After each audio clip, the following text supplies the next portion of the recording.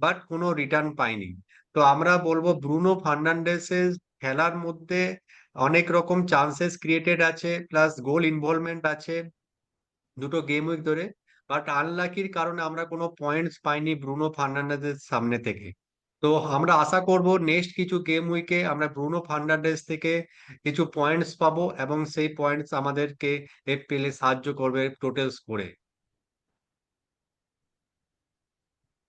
পরবর্তী প্লেয়ার আমরা যাকে দেখবো সে হচ্ছে ওয়েলব্যাক। ওয়েলব্যাক ভালো খেলেছে প্রথম দুটো গেম উইকের মধ্যে, তিনটে শট নিয়েছে, এবং তার যদি এক্সপেক্টেড গোল স্কোরিং পয়েন্ট দেখি সেটা 1.15, এবং দুটো চান্সও ক্রিয়েট করেছে ওয়েলব্যাক। টোটাল গোল করেছে, এবং গোল করে উনি টোটাল 9 পয়েন্ট আমাদেরকে এনে দিয়েছে।